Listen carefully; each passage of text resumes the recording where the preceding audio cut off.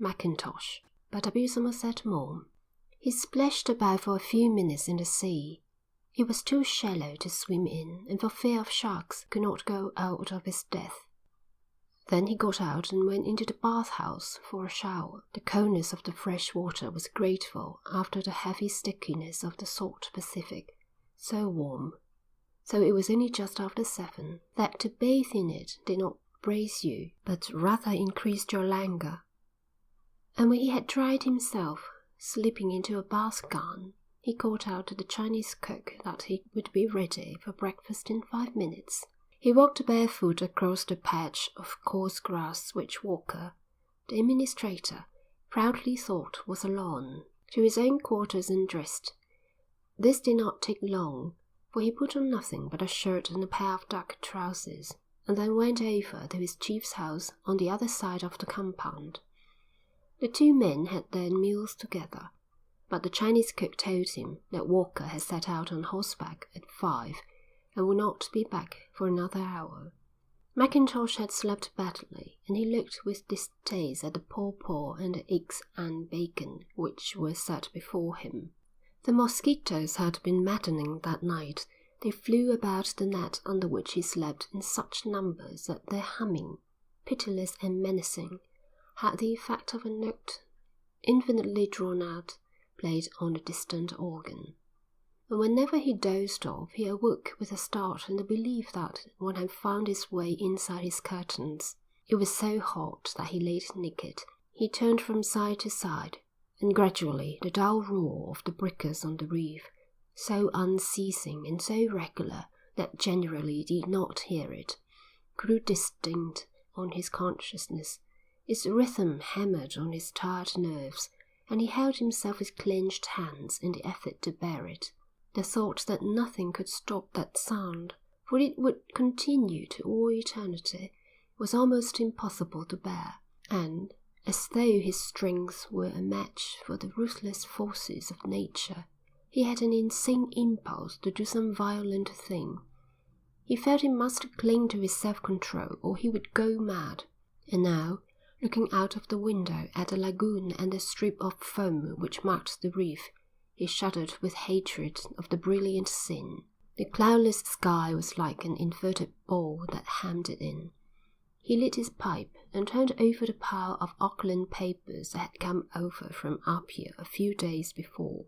The newest of them was 3 weeks old. They gave an impression of incredible dullness. Then he went into the office. It was a large bare room with 2 desks in it and a bench along one side. A number of natives were seated on this, and a couple of women. They gossiped while they waited for the administrator, and when Machintosh came in, they greeted him. Talofa li. He returned their greeting and sat down at his desk. He began to write, working on a report which the governor of Samoa had been clamouring for, and which Walker, with his usual dilatoriness, had neglected to prepare. Machintosh, as he made his notes, reflected vindictively that Walker was late with his report because he was so illiterate that he had an invincible distaste for anything to do with pens and paper. And now, when it was at last ready, concise and neatly official, he would accept his subordinate's work without a word of appreciation, with a sneer rather, or a jibe, and sent it on to his own superior as though it were his own composition. He could not have written a word of it. Machintosh thought with rage that if his chief pencilled in some insertion, it would be childish in expression and faulty in language. If he remonstrated or sought to put his meaning into an intelligible phrase, Walker would fly into a passion and cry, "What the hell do I care about grammar? That's what I want to say, and that's how I want to say it." At last Walker came in. The natives surrounded him as he entered, trying to get his immediate attention, but he turned on them roughly and told them to sit down and hold their tongues. He threatened that if they were not quiet, he would have them all turned out and see none of them that day. He nodded to Machintosh. "Hello, Mac. Up at last? I don't know how you can waste the best part of the day in bed. You ought to have been up before dawn like me. Lazy beggar." He threw himself heavily into his chair and wiped his face with a large bandana. By heaven, I've got a thirst." He turned to the policeman who stood at the door, a picturesque figure in his white jacket and lava, the loin-cloth of the Samoan, and told him to bring kava. The kava bowl stood on the floor in the corner of the room, and the policeman filled a half coconut shell and brought it to Walker. He poured a few drops on the ground, murmured the customary words to the company, and drank with relish. Then he told the policeman to serve the waiting natives, and the shell was handed to each one in order of birth or importance, and emptied with the same ceremonies. Then he set about the day's work. He was a little man, considerably less than of middle height, and enormously stout. He had a large fleshy face, clean-shaven, with the cheeks hanging on each side in great dewlaps, and 3 vast chins. His small features were all dissolved in fat, and, but for a crescent of white hair at the back of his head, he was completely bald. He reminded you of Mr. Pickwick. He was grotesque, a figure of fun, and yet, strangely enough, not without dignity. His blue eyes, behind large gold-rimmed spectacles, were shrewd and vivacious, and there was a great deal of determination in his face. He was 60, but his native vitality triumphed over advancing years. Notwithstanding his corpulence, his movements were quick, and he walked with a heavy, resolute tread as though he sought to impress his weight upon the earth. He spoke in a loud, gruff voice. It was 2 years now since Machintosh had been appointed Walker's assistant. Walker, who had been for a quarter of a century administrator of Talua, one of the larger islands in the Samoan group, was a man known in person or by report through the length and breadth of the South Seas, and it was with lively curiosity that Machintosh looked forward to his first meeting with him. For one reason or another, he stayed a couple of weeks at Apia before he took up his post, and both at Chaplin's Hotel and at the English Club he heard innumerable stories about the administrator. He thought now with irony of his interest in them. Since then he had heard them 100 times from Walker himself. Walker knew that he was a character, and proud of his reputation, deliberately acted up to it. He was jealous of his legend, and anxious that you should know the exact details of any of the celebrated stories that were told of him. He was ludicrously angry with anyone who had told them to the stranger incorrectly. There was a rough cordiality about Walker which Machintosh at first found not unattractive, and Walker, glad to have a listener to whom all he said was fresh, gave of his best. He was good-humoured, hearty, and considerate. To Machintosh, who had lived the sheltered life of a government official in London till at the age of 34 an attack of pneumonia, leaving him with the threat of tuberculosis, had forced him to seek a post in the Pacific. Walker's existence seemed extraordinarily romantic. The adventure with which he started on his conquest of circumstance was typical of the man. He ran away to sea when he was 15, and for over a year was employed in shoveling coal on a collier. He was an undersized boy, and both men and maids were kind to him. But the captain, for some reason, conceived a savage dislike of him. He used the lad cruelly, so that, bitten and kicked, he often could not sleep for the pain that racked his limbs. He loathed the captain with all his soul. Then he was given a tip for some race and managed to borrow £25 from a friend he had picked up in Belfast. He put it on a horse, an outsider, at long odds. He had no means of repaying the money if he lost, but it never occurred to him that he could lose. He felt himself in luck. The horse won, and he found himself with something over £1,000 in hard cash. Now his chance had come. He found out who was the best solicitor in the town. The collier lay then somewhere on the Irish coast, went to him and told him that he heard the ship was for sale, asked him to arrange the purchase for him. The solicitor was amused at his small client. He was only 16 and did not look so old, and moved perhaps by sympathy, promised not only to arrange the matter for him, but to see that he made a good bargain. After a little while, Walker found himself the owner of the ship. He went back to her and had what he described as the most glorious moment of his life when he gave the skipper notice and told him that he must get off his ship in half an hour. He made the mate captain and sailed on the collier for another 9 months, at the end of which he sold her at a profit. He came out to the islands at the age of 26 as a planter. He was one of the few white men settled in Talua at the time of the German occupation, and had then already some influence with the natives. The Germans made him administrator, a position which he occupied for 20 years, and when the island was seized by the British, he was confirmed in his post. He ruled the island despotically, but with complete success. The prestige of this success was another reason for the interest that Mackintosh took in him. But the two men were not made to get on. Mackintosh was an ugly man, with ungainly gestures, a tall, thin fellow, with a narrow chest and bowed shoulders. He had sallow, sunken cheeks, and his eyes were large and sombre. He was a great reader, and when his books arrived and were unpacked, Walker came over to his quarters and looked at them. Then he turned to Mackintosh with a coarse laugh. "What in hell have you brought all this muck for?" he asked. Mackintosh flushed darkly. "I'm sorry you think it muck. I brought my books because I want to read them." "When you said you'd got a lot of book coming, I thought there'd be something for me to read. Haven't you got any detective stories?" "Detective stories don't interest me." "You're a damned fool, then." "I'm content that you should think so." Every mail brought Walker a mass of periodical literature, papers from New Zealand, magazines from America, and it exasperated him that Mackintosh showed his contempt for these ephemeral publications. He had no patience with the books that absorbed Mackintosh's leisure, and thought it only a pose that he read Gibbon's Decline and Fall or Burton's Anatomy of Melancholy.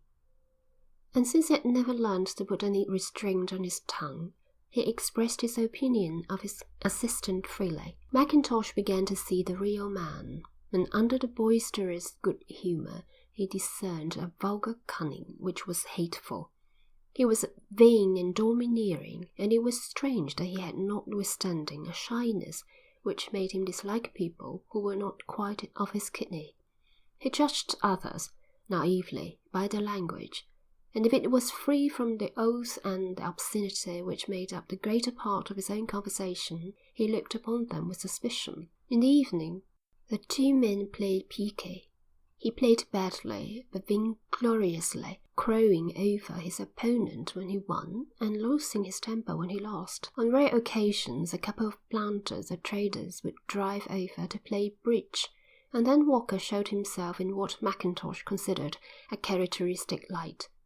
He played regardless of his partner, calling up in his desire to play the hand, and argued interminably, beating down opposition by the loudness of his voice. He constantly revoked, and when he did so, said with an ingratiating whine, "Oh, you wouldn't count it against an old man who can hardly see." Did he know that his opponents thought it as well to keep on the right side of him, and hesitated to insist on the rigour of the game?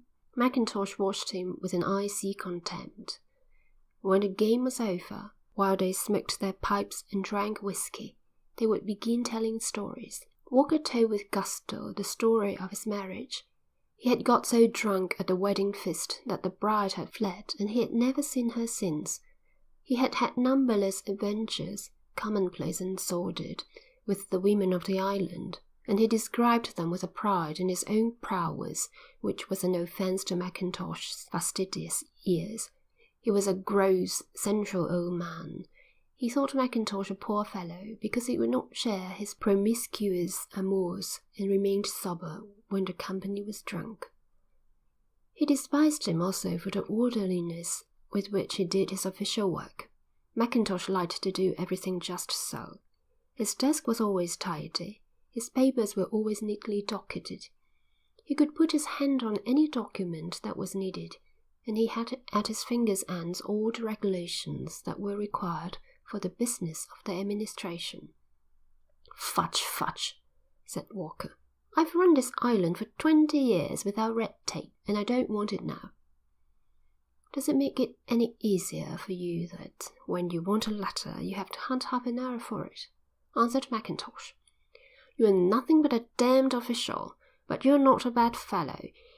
When you've been out here a year or two you'll be all right. What's wrong about you is that you won't drink. You wouldn't be a bad sort if you got soused once a week." The curious thing was that Walker remained perfectly unconscious of the dislike for him which every month increased in the breast of his subordinate. Although he laughed at him, as he grew accustomed to him, he began almost to like him. He had a certain tolerance for the peculiarities of others, and he accepted Mackintosh as a queer fish. Perhaps he liked him, unconsciously, because he could chaff him. His humour consisted of coarse banter, and he wanted a butt. Mackintosh's exactness, his morality, his sobriety were all fruitful subjects. His Scots name gave an opportunity for the usual jokes about Scotland. He enjoyed himself thoroughly when 2 or 3 men were there, and he could make them all laugh at the expense of Mackintosh. He would say ridiculous things about him to the natives, and Mackintosh, his knowledge of Samoan still imperfect, would see their unrestrained mirth when Walker had made an obscene reference to him. He smiled good-humouredly. "I'll say this for you, Mac," Walker would say in his gruff, loud voice. "You can take a joke." "Was it a joke?" smiled Mackintosh. "I didn't know." "Scots were here," shouted Walker with a bellow of laughter. "There's only one way to make a Scotchman see a joke, and that's by a surgical operation." Walker little knew that there was nothing Mackintosh could stand less than chaff. He would wake in the night, the breathless night of the rainy season, and brood sullenly over the jibe that Walker had uttered carelessly days before. It rankled. His heart swelled with rage, and he pictured to himself ways in which he might get even with the bully. He had tried answering him, but Walker had a gift of repartee, coarse and obvious, which gave him an advantage. The dullness of his intellect made him impervious to a delicate shaft. His self-satisfaction made it impossible to wound him. His loud voice, his bellow of laughter, were weapons against which Mackintosh had nothing to counter, and he learned that the wisest thing was never to betray his irritation. He learned to control himself. But his hatred grew till it was a monomania. He watched Walker with an insane vigilance. He fed his own self-esteem by every instance of meanness on Walker's part, by every exhibition of childish vanity, of cunning and of vulgarity. Walker ate greedily, noisily, filthily, and Mackintosh watched him with satisfaction. He took note of the foolish things he said and of his mistakes in grammar. He knew that Walker held him in small esteem, and he found a bitter satisfaction in his chief's opinion of him. It increased his own contempt for the narrow, complacent old man, and it gave him a singular pleasure to know that Walker was entirely unconscious of the hatred he felt for him. He was a fool who liked popularity, and he blandly fancied that everyone admired him. Once Mackintosh had overheard Walker speaking of him. "He'll be all right when I've licked him into shape," he said. "He's a good dog and he loves his master." Mackintosh silently, without a movement of his long, sallow face, laughed long and heartily. But his hatred was not blind. On the contrary, it was peculiarly clear-sighted, and he judged Walker's capabilities with precision. He ruled his small kingdom with efficiency. He was just and honest. With opportunities to make money, he was a poorer man than when he was first appointed to his post, and his only support for his old age was the pension which he expected when at last he retired from official life. His pride was that, with an assistant and a half-caste clerk, he was able to administer the island more competently than Upolu, the island of which Apia is the chief town, was a minister with his army of functionaries. He had a few native policemen to sustain his authority, but he made no use of them. He governed by bluff and his Irish humour. "They insist on building a jail for me," he said. "What the devil do I want a jail for? I'm not going to put the natives in prison. If they do wrong, I know how to deal with them." One of his quarrels with the higher authorities at Apia was that he claimed entire jurisdiction over the natives of his island. Whatever their crimes, he would not give them up to courts competent to deal with them, and several times an angry correspondence had passed between him and the governor at Upolu, for he looked upon the natives as his children. And that was the amazing thing about this coarse, vulgar, selfish man. He loved the island on which he had lived so long with passion, and he had for the natives a strange rough tenderness which was quite wonderful. He loved to ride about the island on his old grey mare, and he was never tired of its beauty. Sauntering along the grassy roads among the coconut trees, he would stop every now and then to admire the loveliness of the scene. Now and then he would come upon a native village and stop while the headman brought him a bowl of kava. He would look at the little group of bell-shaped huts with their high thatched roofs like beehives, and a smile would spread over his fat face. His eyes rested happily on the spreading green of the breadfruit trees. "By George, it's like the Garden of Eden." Sometimes his rides took him along the coast, and through the trees he had a glimpse of the wide sea, empty, with never a sail to disturb the loneliness. Sometimes he climbed a hill, so that a great stretch of country, with little villages nestling among the tall trees, was spread out before him like the kingdom of the world, and he would sit there for an hour in an ecstasy of delight. But he had no words to express his feelings, and to relieve them would utter an obscene jest. It was as though his emotion was so violent that he needed vulgarity to break the tension. Mackintosh observed this sentiment with an icy disdain. Walker had always been a heavy drinker. He was proud of his capacity to see men half his age under the table when he spent a night in Apia, and he had the sentimentality of the toper. He could cry over the stories he read in his magazines, and yet would refuse a loan to some trader in difficulties whom he had known for 20 years.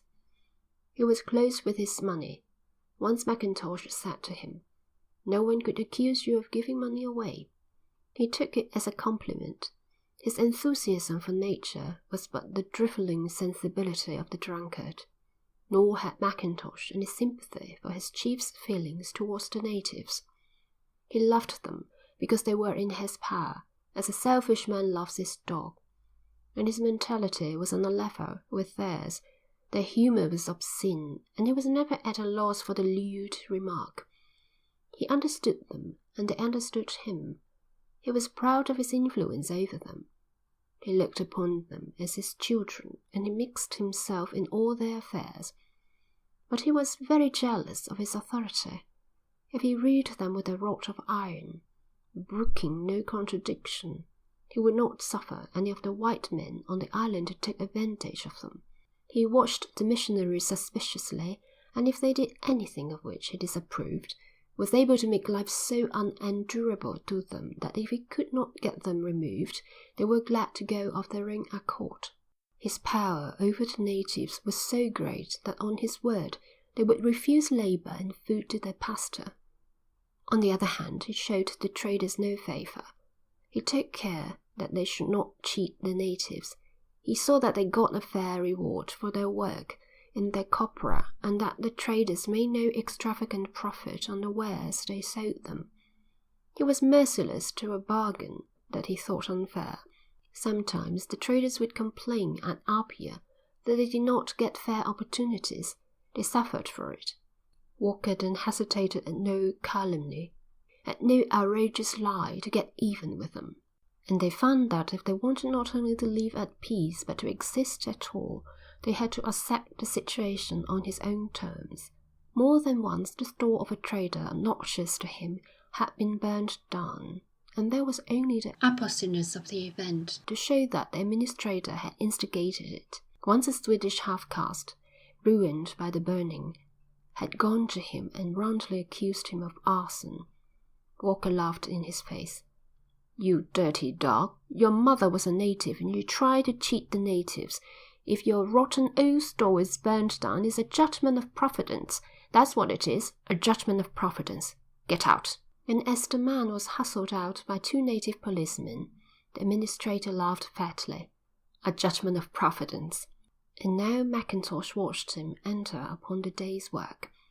He began with the sick, for Walker added doctoring to his other activities, and he had a small room behind the office full of drugs. An elderly man came forward, a man with a crop of curly grey hair in a blue lava, elaborately tattooed, with the skin of his body wrinkled like a wine skin. "What have you come for?" Walker asked him abruptly. In a whining voice the man said that he could not eat without vomiting, and that he had pains here and pains there. "Go to the missionaries," said Walker. "You know that I only cure children." "I have been to the missionaries and they do me no good." "Then go home and prepare yourself to die. Have you lived so long and still want to go on living? You are a fool." The man broke into querulous expostulation, but Walker, pointing to a woman with a sick child in her arms, told her to bring it to his desk. He asked her questions and looked at the child. "I will give you medicine," he said. He turned to the half-caste clerk. "Go into the dispensary and bring me some calomel pills." He made the child swallow one there and gave another to the mother. "Take the child away and keep it warm. Tomorrow it will be dead or better." He leaned back in his chair and lit his pipe. "Wonderful stuff, calomel. I've saved more lives with it than all the hospital doctors in Apia put together." Walker was very proud of his skill, and with the dogmatism of ignorance had no patience with the members of the medical profession. "The sort of case I like," he said, "is the one that all the doctors have given up as hopeless. When the doctors have said they can't cure you, I say to them, 'Come to me.' Did I ever tell you about a fellow who had a cancer?" "Frequently," said Mackintosh. "I got him right in 3 months." "You've never told me about the people you haven't cured." He finished this part of the work and went on to the rest. It was a queer medley.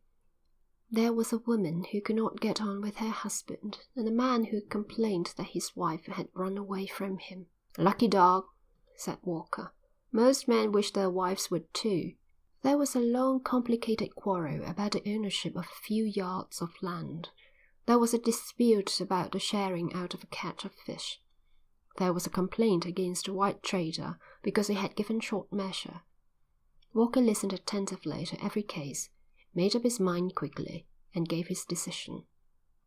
Then he would listen to nothing more.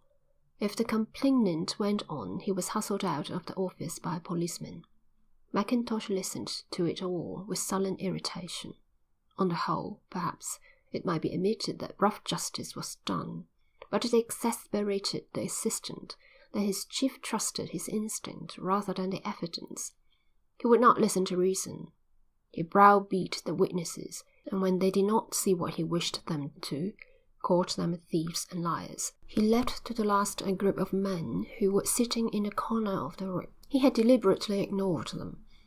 The party consisted of an old chief, a tall, dignified man with short white hair, in a new lava, bearing a huge fly wisp as a badge of office, his son, and half a dozen of the important men of the village. Walker had had a feud with them and had beaten them.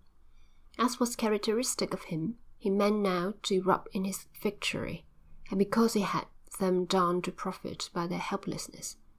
The facts were peculiar. Walker had a passion for building roads.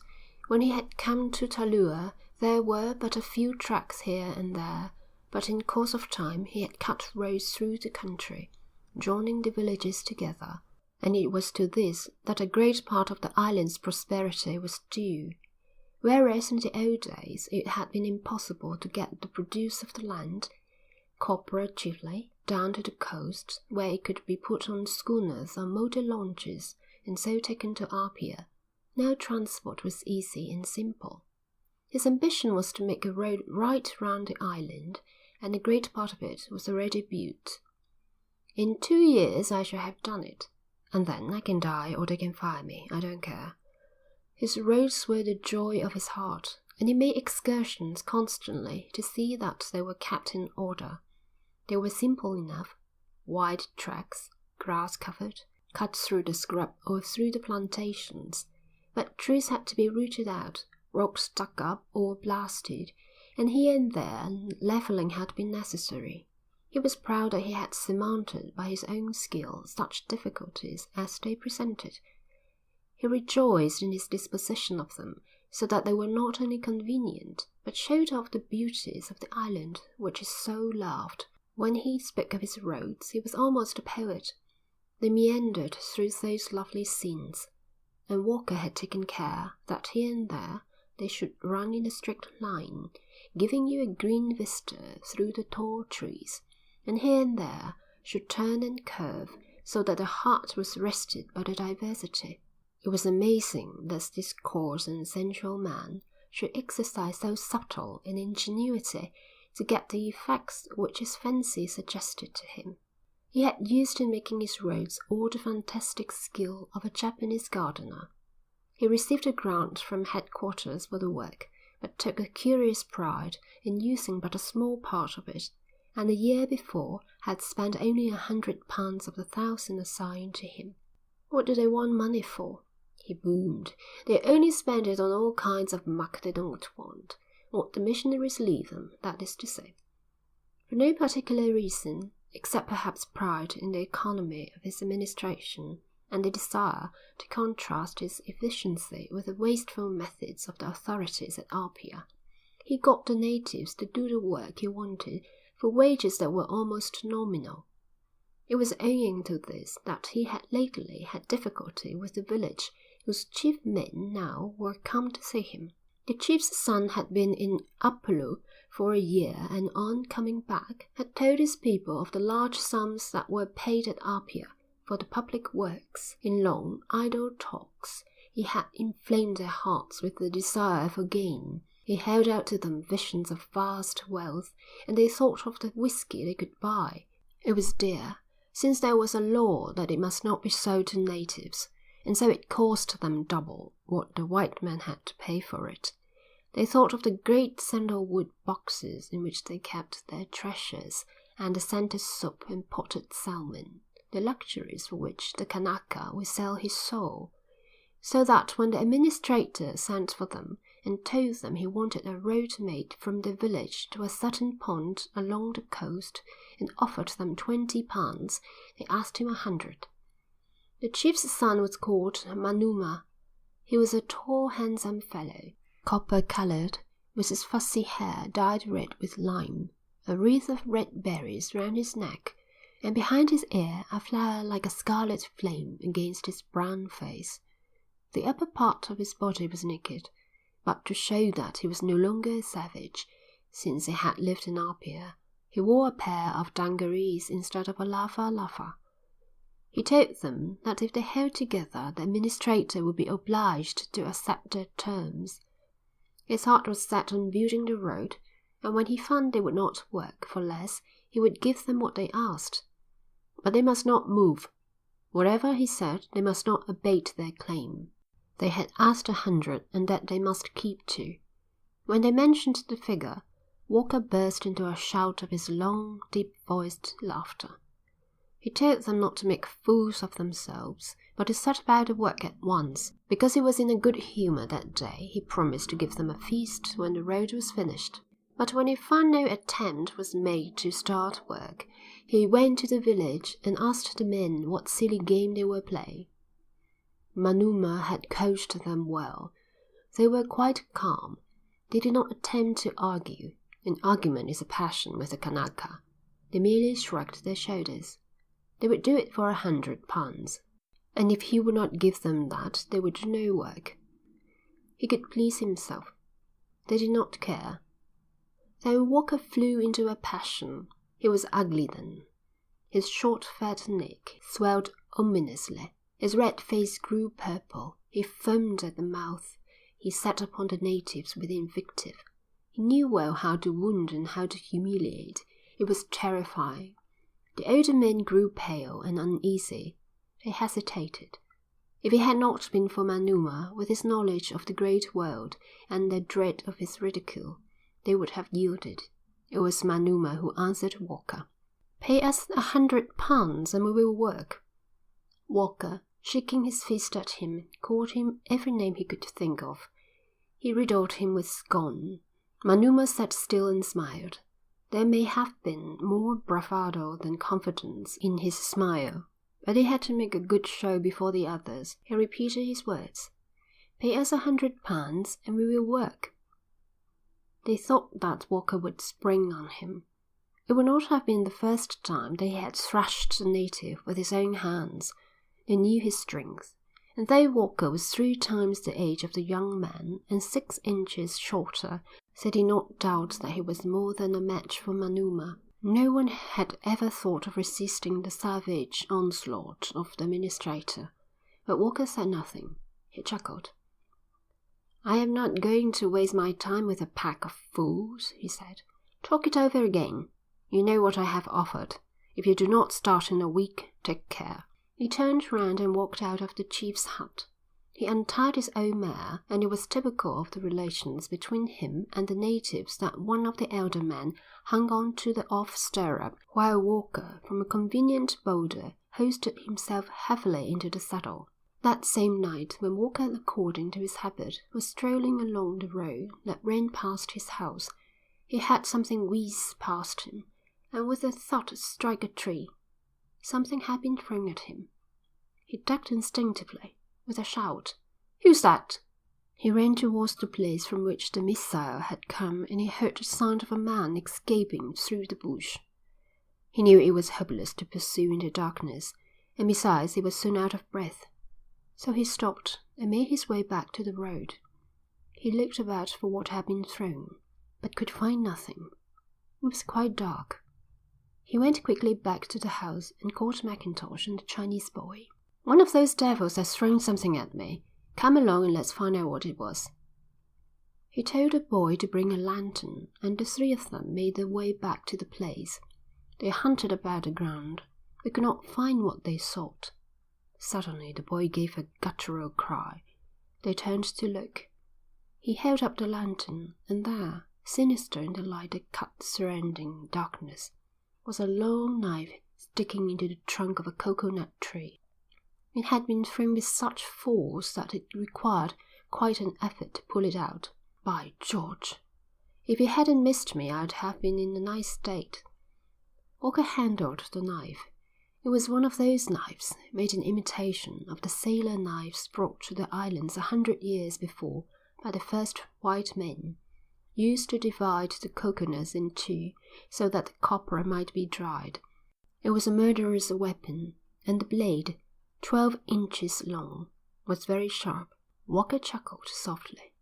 The devil, the impudent devil. He had no doubt it was Manuma who had flung the knife. He had escaped death by 3 inches. He was not angry. On the contrary, he was in high spirits. The adventure exhilarated him, and when he got back to the house, calling for drinks, he rubbed his hands gleefully. "I'll make them pay for this." His little eyes twinkled. He blew himself out like a turkey cock, and for the second time within half an hour insisted on telling Mackintosh every detail of the affair. Then he asked him to play piquet, and while they played, he boasted of his intentions. Mackintosh listened with tightened lips. "But why should you grind them down like this?" he asked. £20 is precious little for the work you want them to do. They ought to be precious thankful I give them anything. Hang it all, it's not your own money. The government allots you a reasonable sum. They won't complain if you spend it. They're a bunch of fools at Apia. Mackintosh saw that Walker's motive was merely vanity. He shrugged his shoulders. "It won't do you much good to score off the fellows at Apia at the cost of your life." "Bless you, they wouldn't hurt me, these people. They couldn't do without me. They worship me. Manuma is a fool. He only threw that knife to frighten me." The next day, Walker rode over again to the village. It was called Matotu. He did not get off his horse. When he reached the chief's house, he saw that the men were sitting round the floor in a circle, talking, and he guessed they were discussing again the question of the road. The Samoan huts are formed in this way. Trunks of slender trees are placed in a circle at intervals of perhaps 5 or 6 feet. A tall tree is set in the middle, and from this downwards slopes the thatched roof. Venetian blinds of coconut leaves can be pulled down at night, or when it is raining. Ordinarily, the hut is open all round, so that the breeze can blow through freely. Walker rode to the edge of the hut and called out to the chief. "Oh, there, Tangatu, your son left his knife in the tree last night. I have brought it back to you." He flung it down on the ground in the midst of the circle, and with a low burst of laughter ambled off. On Monday he went out to see if they had started work. There was no sign of it. He rode through the village. The inhabitants were about their ordinary avocations. Some were weaving mats of the pandanus leaf. One old man was busy with a kava ball. The children were playing. The women went about their household chores. Walker, a smile on his lips, came to the chief's house. "Talofa Lee," said the chief. "Talofa," answered Walker. Manuma was making a net. He sat with a cigarette between his lips and looked up at Walker with a smile of triumph. "You have decided that you will not make the road?" The chief answered. "Not unless you pay us £100. You will regret it." He turned to Manuma. "And you, my lad, I shouldn't wonder if your back was very sore before you were much older." He rode away chuckling. He left the natives vaguely uneasy.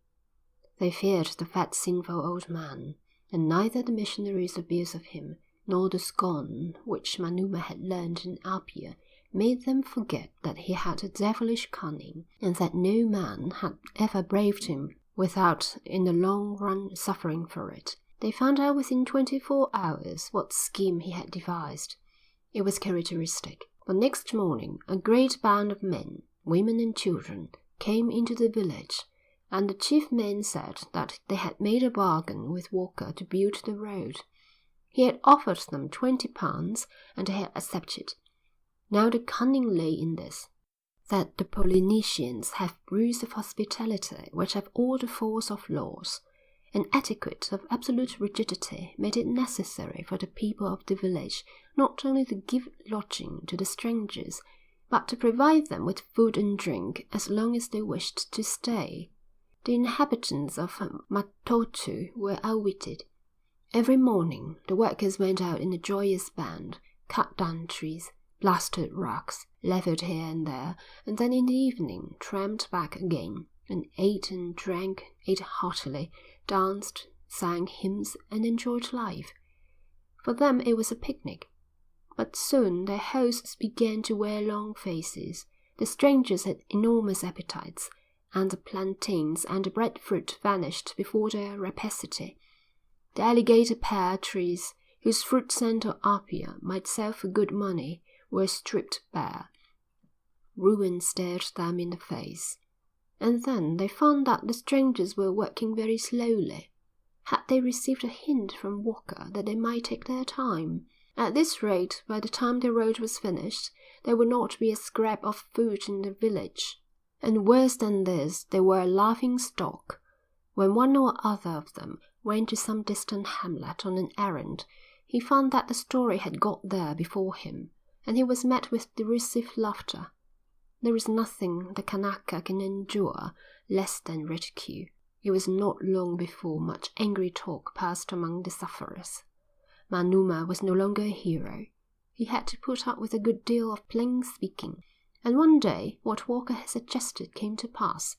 A heated argument turned into a quarrel, and half a dozen of the young men set upon the chief's son and gave him such a beating that for a week he lay bruised and sore on the pandanus mats. He turned from side to side and could find no ease. Every day or two the administrator rode over on his old mare and watched the progress of the road. He was not a man to resist the temptation of taunting the fallen foe, and he missed no opportunity to rub into the shamed inhabitants of Matotu the bitterness of their humiliation. He broke their spirit, and one morning, putting their pride in their pockets, a figure of speech, since pockets they had not, They all set out with the strangers and started working on the road. It was urgent to get it done quickly if they wanted to save any food at all, and the whole village joined in. But they worked silently, with rage and mortification in their hearts, and even the children toiled in silence. The women wept as they carried away bundles of brushwood. When Walker saw them, he laughed so much that he almost rolled out of his saddle. The news spread quickly and tickled the people of the island to death. This was the greatest joke of all, the crowning triumph of that cunning old white man whom no Kanaka had ever been able to circumvent. They came from distant villages, with their wives and children, to look at the foolish folk who had refused £20 to make the road and now were forced to work for nothing. But the harder they worked, the more easily went the guests. Why should they hurry when they were getting good food for nothing? And the longer they took about the job, the better the joke became. At last, the wretched villagers could stand it no longer, and they were come this morning to beg the administrator to send the strangers back to their own homes. If he would do this, they promised to finish the road themselves for nothing. For him it was a victory complete and unqualified. They were humbled. A look of arrogant complacence spread over his large, naked face, and he seemed to swell in his chair like a great bullfrog. There was something sinister in his appearance, so that Mackintosh shivered with disgust. Then in his booming tones he began to speak. "Is it for my good that I make the road? What benefit do you think I get out of it? It is for you, so that you can walk in comfort and carry your copra in comfort. I offered to pay you for your work, though it was for your own sake the work was done. I offered to pay you generously. Now you must pay. I will send the people of Manua back to their homes if you will finish the road and pay the £20 that I have to pay them." There was an outcry. They sought to reason with him. They told him they had not the money. But to everything they said he replied with brutal gibes. Then the clock struck. "Dinner time," he said. "Turn them all out." He raised himself heavily from his chair and walked out of the room. When Mackintosh followed him, he found him already seated at table, a napkin tied round his neck, holding his knife and fork in readiness for the meal the Chinese cook was about to bring. He was in high spirits. "I did 'em done fine," he said, as Mackintosh sat down. "I shan't have much trouble with the roads after this." "I suppose you were joking," said Mackintosh icily. "What do you mean by that? You're not really going to make them pay £20? "You bet your life I am." "I'm not sure you've got any right to." "Ain't you? I guess I've got the right to do any damned thing I like on this island. I think you've bullied them quite enough." Walker laughed fatly. He did not care what Mackintosh thought. "When I want your opinion, I'll ask for it." Mackintosh grew very white. He knew by bitter experience that he could do nothing but keep silence, and violent effort at self-control made him sick and faint. He could not eat the food that was before him, and with disgust he watched Walker shuffle meat into his vast mouth. He was a dirty feeder, and to sit at table with him needed a strong stomach. Mackintosh shuddered. A tremendous desire seized him to humiliate that gross and cruel man. He would give anything in the world to see him in the dust, suffering as much as he had made others suffer. He had never loathed the bully with such loathing as now. The day wore on. Mackintosh tried to sleep after dinner, but the passion in his heart prevented him. He tried to read, but the letters swarmed before his eyes.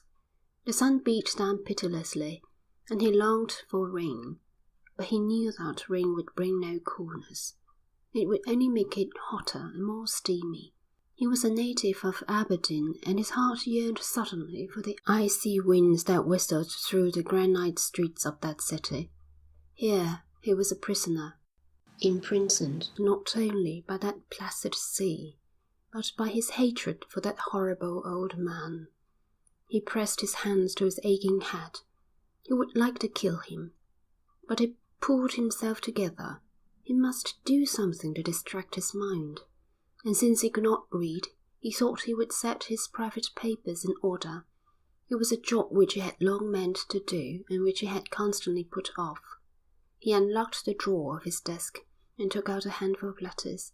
He caught sight of his revolver. An impulse, no sooner realized than set aside, to put a bullet through his head and so escape from the intolerable bondage of life, flashed through his mind. He noticed that in the damp air the revolver was slightly rusted, and he got an oil rag and began to clean it. It was while he was thus occupied that he grew aware of someone slinking round the door. He looked up and called, "Who is there?" There was a moment's pause. Then Manuma showed himself. "What do you want?" The chief's son stood for a moment, sullen and silent, and when he spoke, it was with a strangled voice. "We can't pay £20. We haven't the money." "What am I to do?" said Mackintosh. "You heard what Mr. Walker said?" Manuma began to plead, half in Samoan and half in English. It was a sing-song whine, with the quavering intonation of a beggar, and it filled Mackintosh with disgust. It outraged him that the man should let himself be so crushed. He was a pitiful object. "I can do nothing," said Mackintosh irritably. "You know that Mr. Walker is master here." Manuma was silent again. He still stood in the doorway. "I am sick," he said at last. "Give me some medicine." "What is the matter with you?" "I do not know. I am sick. I have pains in my body." "Don't stand there," said Mackintosh sharply. "Come in and let me look at you." Manuma entered the little room and stood before the desk. "I have pains here and here." He put his hands to his loins and his face assumed an expression of pain. Suddenly Mackintosh grew conscious that the boy's eyes were resting on the revolver which he had laid on the desk when Manuma appeared in the doorway. There was a silence between the two, which to Mackintosh was endless. He seemed to read the thoughts which were in the Kanaka's mind. His heart beat violently, and then he felt as though something possessed him so that he acted under the compulsion of a foreign will. He himself did not make the movements of his body, but a power that was strange to him. His throat was suddenly dry, and he put his hand to it mechanically in order to help his speech. He was impelled to avoid Manuma's eyes. "Just wait here," he said. His voice sounded as though someone had seized him by the windpipe. "And I'll fetch you something from the dispensary." He got up. Was it his fancy that he staggered a little? Manuma stood silently, and though he kept his eyes averted, Mackintosh knew that he was looking dully out of the door. It was this other person that possessed him, that drove him out of the room. But it was himself that took a handful of muddled paper and threw them on the revolver in order to hide it from view. He went to the dispensary. He got a pill and poured out some blue draught into a small bottle, and then came out into the compound. He did not want to go back into his own bungalow, so he called to Manuma. "Come here." He gave him the drugs and instructions how to take them. He did not know what it was that made it impossible for him to look at the Kanaka. While he was speaking to him, he kept his eyes on his shoulder. Manuma took the medicine and slunk out of the gate. Mackintosh went into the dining room and turned over once more the old newspapers, but he could not read them. The house was very still. Walker was upstairs in his room asleep. The Chinese cook was busy in the kitchen. The two policemen were out fishing. The silence that seemed to brood over the house was unearthly, and there hammered in Mackintosh's head question whether the revolver still lay where he had placed it. He could not bring himself to look. The uncertainty was horrible, but the certainty would be more horrible still. He sweated. At last he could stand the silence no longer, and he made up his mind to go down the road to the trader's, a man named Jervis, who had a store about a mile away. He was a half-caste. But even that amount of white blood made him impossible to talk to. He wanted to get away from his bungalow, with the desk littered with untidy papers, and underneath them something, or nothing. He walked along the road. As he passed the fine hut of a chief, a greeting was called out to him. Then he came to the store. Behind the counter sat the trader's daughter, a swarthy, broad-featured girl in a pink blouse and a white drill skirt. Jervis hoped he would marry her. He had money, and he had told Mackintosh that his daughter's husband would be well-to-do. She flushed a little when she saw Mackintosh. "Father's just unpacking some cases that have come in this morning. I'll tell him you're here." He sat down and the girl went out behind the shop. In a moment her mother waddled in, a huge old woman, a chiefess, who owned much land in her own right, and gave him her hand. Her monstrous obesity was an offence, but she managed to convey an impression of dignity. She was cordial with her obsequiousness, affable, but conscious of her station. "You're quite a stranger, Mr. Mackintosh," Teresa was saying only this morning. "Why, we never see Mr. Mackintosh now." He shuddered a little as he thought of himself as that old native's son-in-law. It was notorious that she ruled her husband, notwithstanding his white blood, with a firm hand. Hers was the authority, and hers the business head. She might be no more than Mrs. Jervis to the white people, but her father had been a chief of the blood royal, and his father and his father's father had ruled as kings. The trader came in, small beside his imposing wife, a dark man with a black beard going grey, in ducks, with handsome eyes and flashing teeth. He was very British, and his conversation was slangy, but you felt he spoke English as a foreign tongue. With his family he used the language of his native mother. He was a servile man, cringing and obsequious. "Ah, Mr. Mackintosh, this is a joyful surprise. Get the whisky, Teresa. Mr. Mackintosh will have a gargle with us." He gave all the latest news of Apia, watching his guest's eyes the while, so that he might know the welcome thing to say. "And how is Walker? We've not seen him just lately. Mrs. Jervis is going to send him a sucking pig one day this week." "I saw him riding home this morning," said Teresa.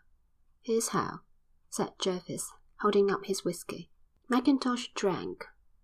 The two women sat and looked at him. Mrs. Jervis in her black Mother Hubbard, placid and haughty, and Teresa, anxious to smile whenever she caught his eye, while the trader gossiped insufferably. "They were saying in Apia it was about time Walker retired. He ain't so young as he was. Things have changed since he first come to the islands, and he ain't changed with them." "He'll go too far," said the old chiefess. "The natives aren't satisfied." "That was a good joke about the road," laughed the trader. "When I told them about it in Apia, they fair split their sides with laughing. Good old Walker." Mackintosh looked at him savagely. What did he mean by talking of him in that fashion? To a half-caste trader he was Mr. Walker. It was on his tongue to utter a harsh rebuke for the impertinence. He did not know what held him back. "When he goes I hope you'll take his place, Mr. Mackintosh," said Jervis. "We all like you on the island. You understand the natives. They're educated now. They must be treated differently to the old days. It wants an educated man to be administrator now. Walker was only a trader, same as I am." Teresa's eyes glistened. "When the time comes, if there's anything anyone can do here, you bet your bottom dollar we'll do it. I'd get all the chiefs to go over to Apia and make a petition." Mackintosh felt horribly sick. It had not struck him that if anything happened to Walker, it might be he who would succeed him. It was true that no one in his official position knew the island so well. He got up suddenly, and scarcely taking his leave, walked back to the compound. And now he went straight to his room. He took a quick look at his desk. He rummaged among the papers. The revolver was not there. His heart thumped violently against his ribs. He looked for the revolver everywhere. He hunted in the chairs and in the drawers. He looked desperately, and all the time he knew he would not find it. Suddenly he heard Walker's gruff, hearty voice. What the devil are you up to, Mac? He started. Walker was standing in the doorway, and instinctively he turned round to hide what lay upon his desk. Tidying up? Quizzed Walker. I've told 'em to put the grey in the trap.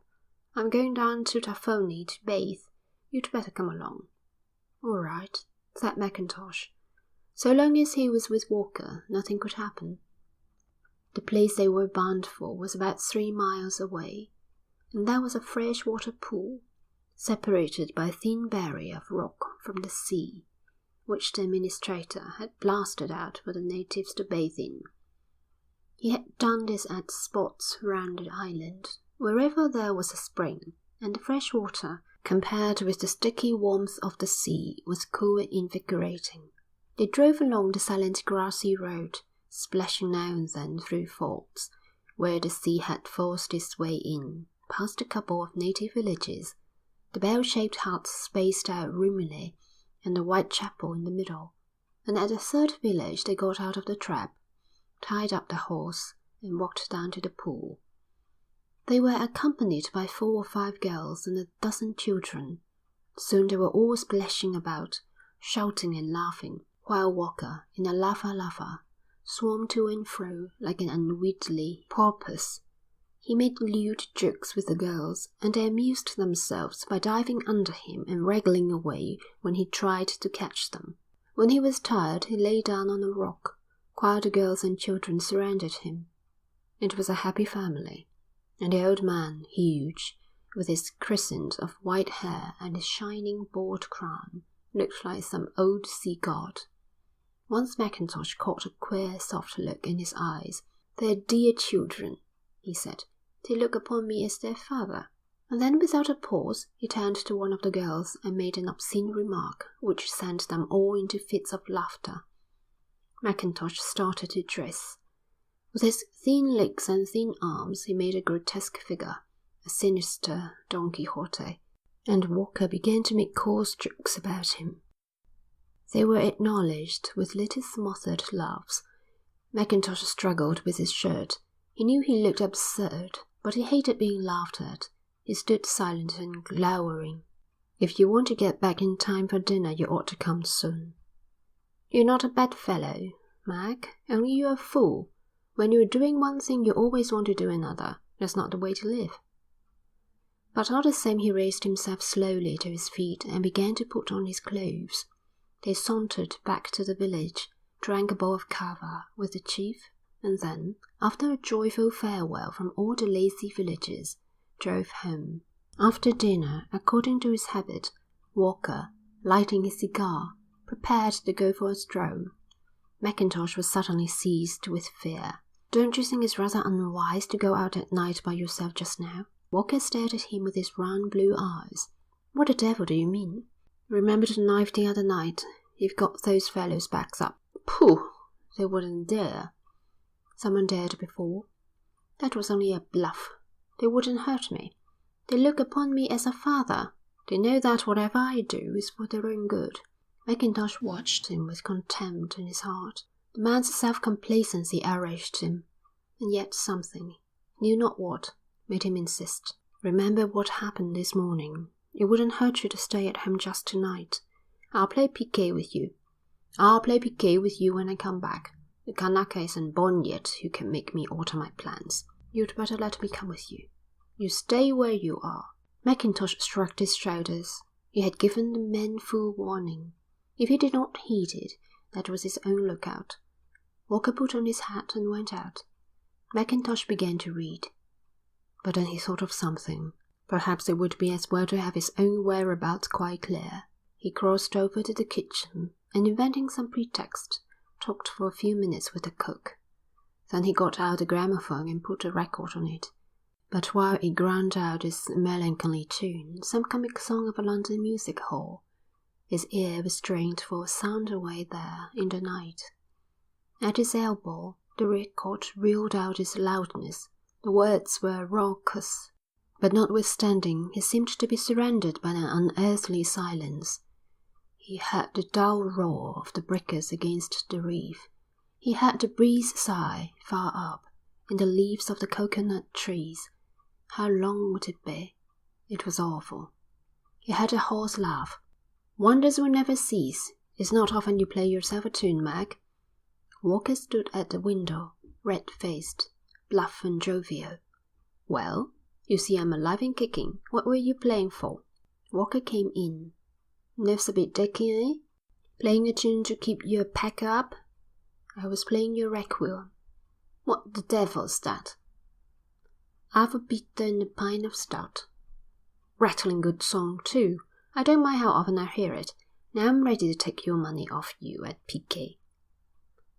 They played, and Walker bullied his way to victory, bluffing his opponent, chaffing him, jeering at his mistakes, up to every dodge, browbeating him, exulting. Presently Machintosh recovered his coolness, and standing outside himself, as it were, he was able to take a detached pleasure in watching the overbearing old man, and in his own cold reserve. Somewhere Manuma sat quietly and awaited his opportunity. Walker won game after game and pocketed his winnings at the end of the evening in high good humour. You have to grow a little bit older before you stand much chance against me, Mac. The fact is I have a natural gift for cards. I don't know that there's much gift about it when I happen to deal you 14 aces. Good cards come to good players, retorted Walker. I'd have won if I'd had your hands. He went on to tell long stories of the various occasions on which he had played cards with notorious sharpers, and to their consternation had taken all their money from them. He boasted, he praised himself, and Mackintosh listened with absorption. He wanted now to feed his hatred, and everything Walker said, every gesture, made him more detestable. At last Walker got up. Well, I'm going to turn in, he said, with a loud yawn. I've got a long day tomorrow. What are you going to do? I'm driving over to the other side of the island. I'll start at 5, but I don't expect I shall get back to dinner till late. They generally dine at 7. We'd better make it 7:30 then. I guess it would be as well. Mackintosh watched him knock the ashes out of his pipe. His vitality was rude and exuberant. It was strange to think that death hung over him.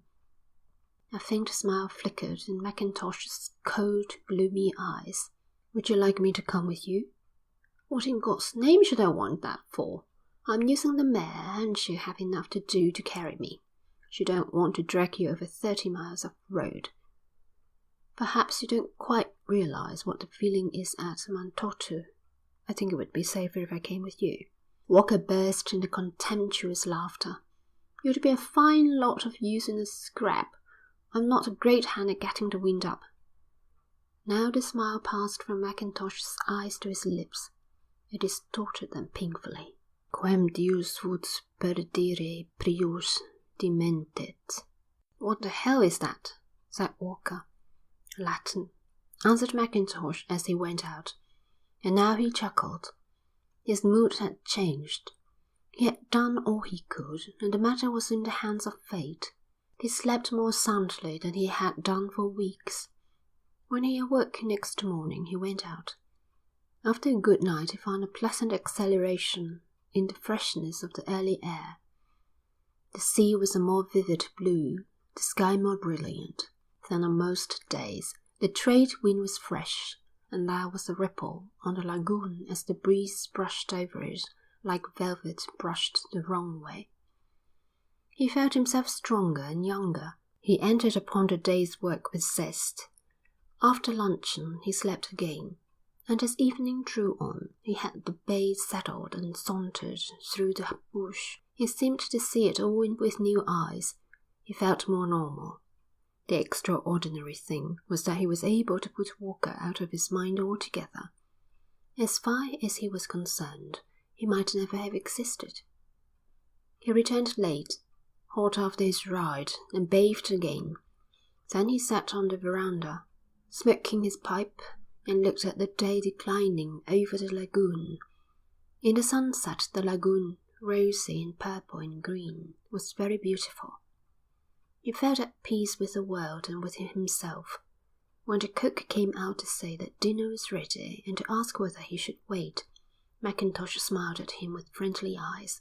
He looked at his watch. "It's 7:30. Better not wait. One can't tell when the boss'll be back." The boy nodded, and in a moment Mackintosh saw him carry across the yard a bowl of steaming soup. He got up lazily, went into the dining room, and ate his dinner. Had it happened? The uncertainty was amusing, and Mackintosh chuckled in the silence. The food did not seem so monotonous as usual, and even though there was hamburger steak, the cook's invariable dish when his poor invention failed him, it tasted by some miracle succulent and spiced. After dinner he strolled over lazily to his bungalow to get a book. He liked the intense stillness. And now that the night had fallen, the stars were blazing in the sky. He shouted for a lamp, and in a moment the chink pattered over on his bare feet, piercing the darkness with a ray of light. He put the lamp on the desk and noiselessly slipped out of the room.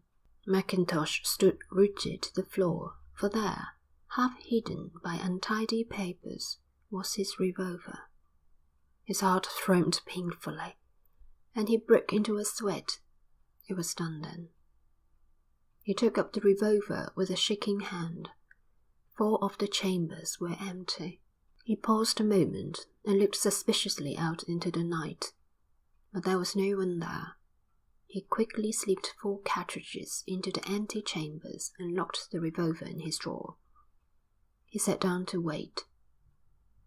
An hour passed. A second hour passed. There was nothing. He sat at his desk as though he were writing, but he neither wrote nor read. He merely listened. He strained his ears for a sound travelling from a far distance. At last he heard hesitating footsteps and knew it was the Chinese cook. "Asan," he called. The boy came to the door. "Boss very late," he said. "Dinner no good." Mackintosh stared at him, wondering whether he knew what had happened, and whether, when he knew, he would realize on what terms he and Walker had been. He went about his work, sleek, silent, and smiling, and who could tell his thoughts? "I'd expect he's had dinner on the way, but you must keep the soup hot at all events."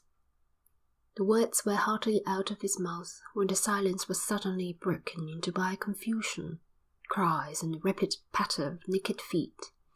A number of natives ran into the compound, men and women and children. They crowded round Mackintosh, and they all talked at once. They were unintelligible. They were excited and frightened, and some of them were crying. Mackintosh pushed his way through them and went to the gateway. Though he had scarcely understood what they said, he knew quite well what had happened. And as he reached the gate, the dog cart arrived. The old mare was being led by a tall Kanaka, and in the dog cart crouched 2 men, trying to hold Walker up. A little crowd of natives surrounded it. The mare was led into the yard, and the natives surged in after it.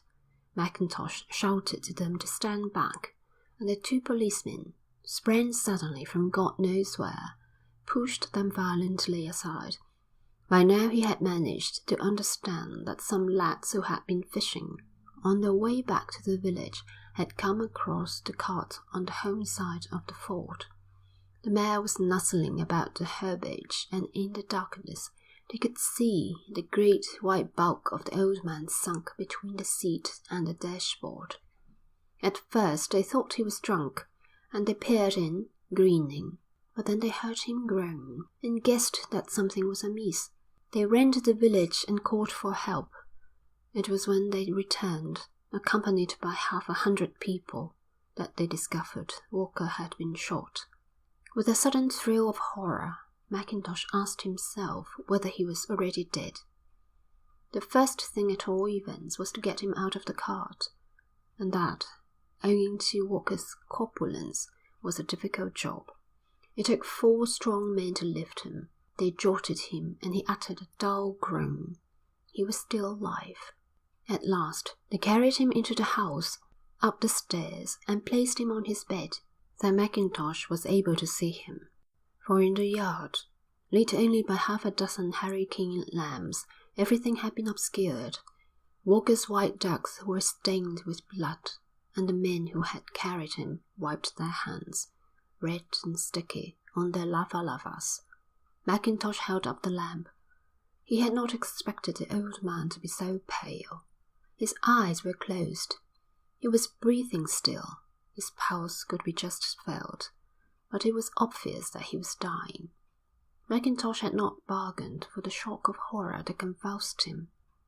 He saw that the native clerk was there, and in a voice hoarse with fear, told him to go into the dispensary and get what was necessary for a hypodermic injection.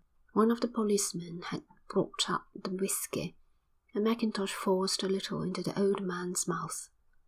The room was crowded with natives. They sat about the floor, speechless now, and then one wailed aloud. It was very hot, but Mackintosh felt cold. His hands and his feet were like ice, and he had to make a violent effort not to tremble in all his limbs. He did not know what to do. He did not know if Walker was bleeding still, and if he was, how he could stop the bleeding. The clerk brought the hypodermic needle.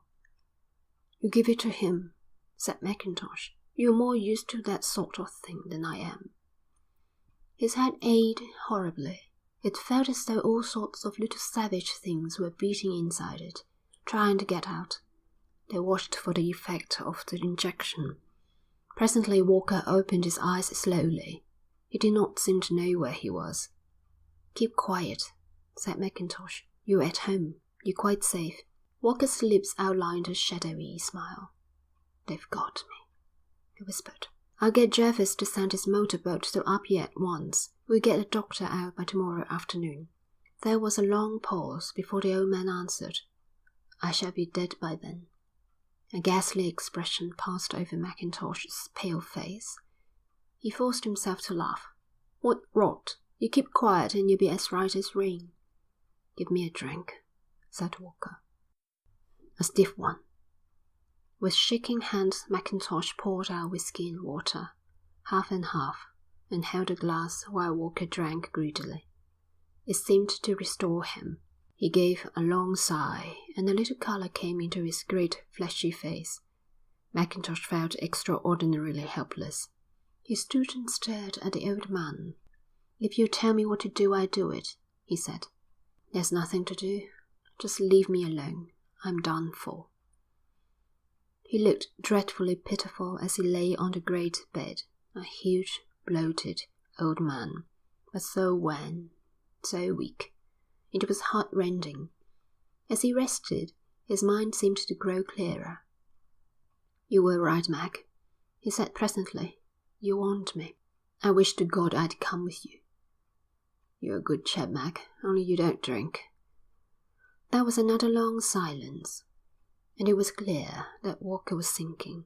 There was an internal hemorrhage, and even Mackintosh in his ignorance could not fail to see that his chief had but an hour or two to live.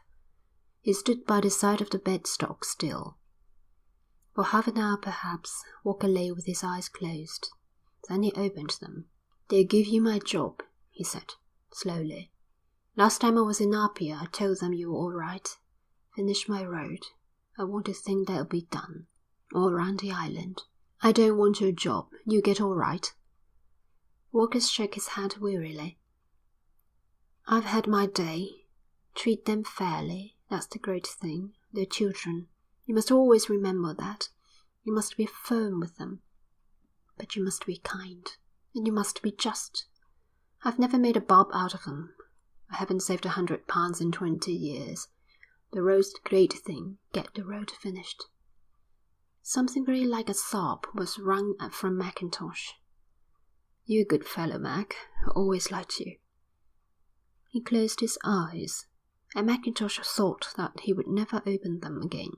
His mouth was so dry that he had to get himself something to drink. The Chinese cook silently put a chair for him. He sat down by the side of the bed and waited. He did not know how long a time passed. The night was endless. Suddenly, one of the men sitting there broke into uncontrollable sobbing, loudly, like a child. And Mackintosh grew aware that the room was crowded by this time with natives. They sat all over the floor on their haunches, men and women, staring at the bed. "What are all these people doing here?" said Mackintosh. "They've got no right. Turn them out, all of them." His words seemed to rouse Walker, for he opened his eyes once more, and now they were all misty. He wanted to speak, but he was so weak that Mackintosh had to strain his ears to catch what he said. "Let them stay. They are my children. They ought to be here." Mackintosh turned to the natives. "Stay where you are. He wants you, but be silent." A faint smile came over the old man's white face. "Come nearer," he said. Mackintosh bent over him. His eyes were closed, and the words he said were like a wind sighing through the fronds of the coconut trees. "Give me another drink. I've got something to say." This time Mackintosh gave him his whiskey neat. Walker collected his strength in a final effort of will. "Don't make a fuss about this. In '95, when there were troubles, white men were killed, and the fleet came and shelled the villages. A lot of people were killed who'd had nothing to do with it. They're damned fools at Apia. If they make a fuss, they'll only punish the wrong people. I don't want anyone punished." He paused for a while to rest. "You must say it was an accident. No one's to blame. Promise me that." "I'll do anything you like," whispered Mackintosh. "Good chap. One of the best. They're children. I'm their father. A father don't let his children get into trouble if he can help it." A ghost of a chuckle came out of his throat. It was astonishingly weird and ghastly. "You're a religious chap, Mac. What's that about forgiving them, you know?" For a while Mackintosh did not answer. His lips trembled. "Forgive them, for they know not what they do." "That's right, forgive them. I've loved them, you know, always loved them." He sighed. His lips faintly moved, and now Mackintosh had to put his ears quite close to them in order to hear. "Hold my hand," he said. Mackintosh gave a gasp. His heart seemed wrenched. He took the old man's hand, so cold and weak, a coarse, rough hand, and held it in his own. And thus he sat until he nearly started out of his seat, for the silence was suddenly broken by a long rattle. It was terrible and unearthly. Walker was dead. Then the natives broke out with loud cries. The tears ran down their faces, and they beat their breasts. Mackintosh disengaged his hand from the dead man's, and staggering like one drunk with sleep, he went out of the room. He went to the locked drawer in his writing desk and took out a revolver. He walked down to the sea and walked into the lagoon. He waded out cautiously, so that he should not trip against a coral rock, till the water came to his armpits. Then he put a bullet through his head. An hour later, half a dozen slim brown sharks were splashing and struggling at the spot where he fell.